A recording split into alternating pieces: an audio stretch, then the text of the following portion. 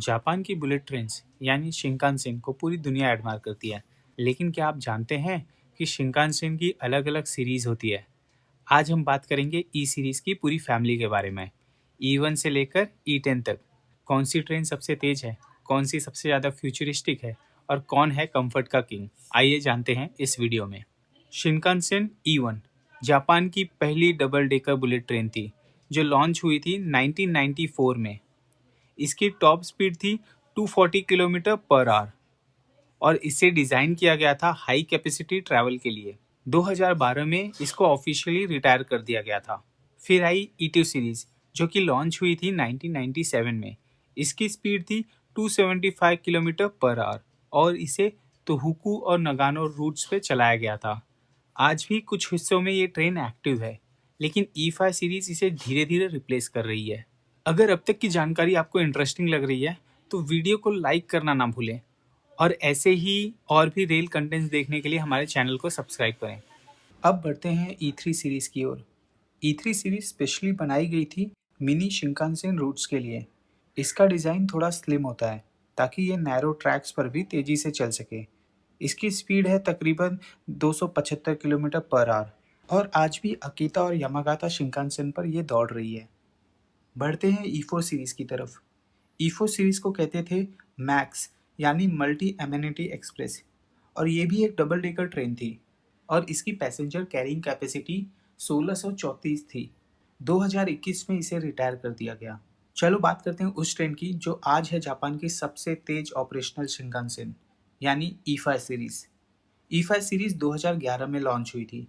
इस ट्रेन की top speed है 350 किलोमीटर पर आवर और इसकी ऑपरेशनल स्पीड है 320 किलोमीटर पर आवर और ये चलती है टोक्यो से लेकर शिनामोरी तक और फिर होकाइडो के हिस्से में भी ये अपनी सर्विसेज ऑफर करती है।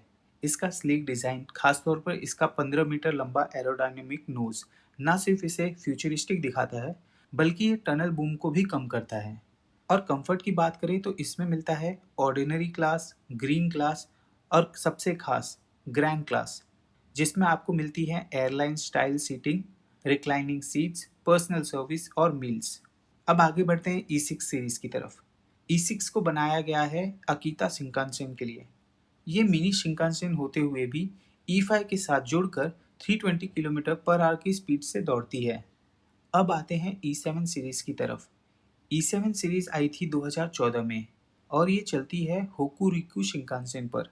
इसकी स्पीड 260 किलोमीटर पर आवर है और इसका इंटीरियर डिज़ाइन जापानीज एस्थेटिक से इंस्पायर्ड है।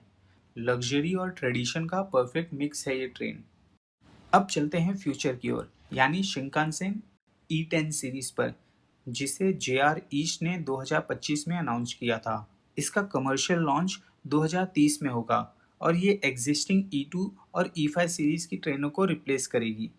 इसकी स्पीड होगी 360 से लेकर 400 किलोमीटर प्रति घंटे तक। E10 सिर्फ तेज नहीं बल्कि ज़्यादा स्मार्ट और सुरक्षित होगी। इसका ब्रेकिंग स्टाइल इतना एडवांस होगा कि ये ट्रेन की स्टॉपिंग डिस्टेंस को 15% तक कम कर देगी। और सबसे एक्साइटिंग बात, ये ट्रेन फ्यूचर ऑटोमेशन के लिए तैयार की जा रही है, यानी एक दिन ये बिना ड्राइवर के भी दौड़ सकेगी। आपको क्या लगता है कौन सी शिंकानसेन ट्रेन इंडिया में पहले आनी चाहिए, E10 या E5? और आपकी ड्रीम राइड कौन सी ई सीरीज ट्रेन है, हमें कमेंट में ज़रूर बताएं। और अगर वीडियो अब तक अच्छी लग रही है तो चैनल को भी सब्सक्राइब कर दीजिए। तो ये थी जापान की शिंकानसेन ई सीरीज की पूरी कहानी। E1 की 90s वाली शुरुआत से लेकर E10 की फ्यूचरिस्टिक प्लानिंग तक। टेक्नोलॉजी, स्पीड, कंफर्ट, हर फील्ड में शिंकानसेन ने दुनिया को इंस्पायर किया है। मिलते हैं अगली वीडियो में। जय हिंद।